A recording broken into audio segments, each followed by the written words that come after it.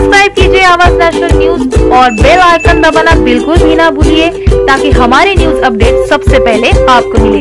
Dighi port पर 5 दिनों तक शिवसेना अवजड वाहतूक सेना के महाराष्ट्र अध्यक्ष इंद्रजीत सिंह बल और उनके साथी आमरण उपोषण पर बैठे रहे ताकि दिघी पोर्ट के आसपास बसे लोगों को होने वाली परेशानी से छुटकारा मिल सके। इस 5 दिन के अनशन में नरेश चालके की तबीयत बिगड़ने के बाद पूरा गांव गुस्से से दिघी पोर्ट में घुसने को तैयार हो गया, लेकिन मौजूद लोगों ने मामले की गंभीरता को समझकर भड़की भीड़ पर काबू कर दिघी पोर्ट के अधिकारियों को मिले। 6 घंटे चली मीटिंग के बाद गांव वालों की कई मांगों को मान लिया गया और बची हुई मांगों को पूरा करने का आश्वासन लोगों को दिया है।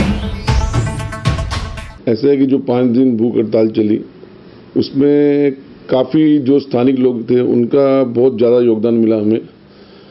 जो वहाँ की महिला थी उन्होंने बहुत योगदान दिया क्योंकि उनसे भी लूटमार की जा रही थी। और ऐसा था कि जो दिघी पोर्ट है वो ऑलरेडी उसके ऊपर सरकार ने प्रशासक बिठाया हुआ है क्योंकि उसने ऑलरेडी बैंकरप्सी की हुई है।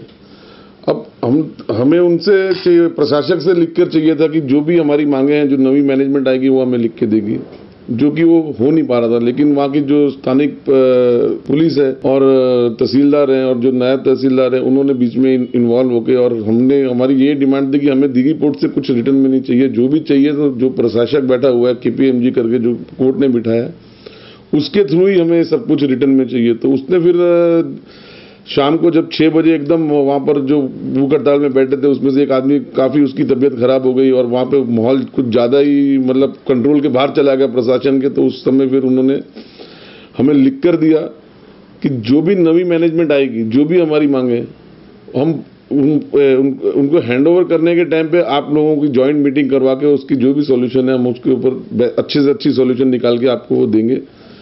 और जो हमारी गाड़ी वालों से लूटमार की जा रही थी, गाड़ी वालों से 100 रुपये जबरदस्ती लिए जा रहे थे, वो उन्होंने इमीडिएट स्टॉप करवा दिए।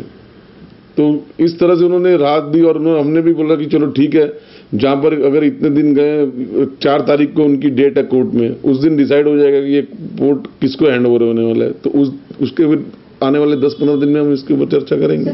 देखिए ऐसा है कि जो भी उनके जो कंट्रोल में थी, जैसे एम्बुलेंस प्रोवाइड करना है, ड्रिंकिंग वाटर प्रोवाइड करना है और ये जो लूटमार गाड़ी वालों से की जा रही थी उसको स्टॉप करना है और जो डॉक्टर वहाँ पर इनको प्रोवाइड करना था जो ये नहीं कर पा रहे हैं उसका उन्होंने बोला कि ठीक है हम स्थानिक डॉक्टर एक अपॉइंट करेंगे जो 24 आवर्स वहाँ पर लोगों के लिए मौजूद रहेगा। तो ये इमीडिएट उन्होंने मानी है। और जो एक महिलाओं से जबरदस्ती पैसे लिए जाते थे, जो बेचारी अंदर अपने खेती में काम करने जाती थी, वो भी उन्होंने उनसे पैसे रिटर्न में दिया कि हम उनसे पैसे नहीं लेंगे। वहाँ पर उन्होंने बड़ी अनदेखी की हुई है। जो स्थानिक प्रशासन, ये जो मैनेजमेंट थी दिघी पोर्ट की, वो मिस्टर कलंतरी करके, उनको कुछ पड़ी नहीं है। उन्होंने जो भी वहाँ पर अंदर स्टाफ रखा हुआ है, पहले तो जितने होने चाहिए उससे बहुत कम मात्रा में रखा हुआ है। एक आदमी से 10-10 चीज़ों के काम करवा रहे हैं, अलग अलग इक्विपमेंट पे काम करवा रहे हैं और स्थानिक लोगों को जरा भी उसमें उनका मतलब इन्वॉल्वमेंट नहीं रखा हुआ है, ना उनको नौकरी दी हुई है, ना मतलब खाली उनको ऐसे लेबर क्लास यूज कर रहे हैं, ऐसे लेबर, वो भी ना के मात्र में।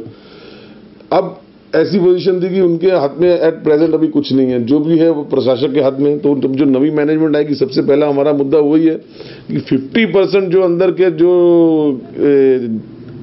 कॉन्ट्रैक्ट्स हैं वो स्थानिक लोगों के लिए चाहिए, नॉट ओनली लेबर वर्क।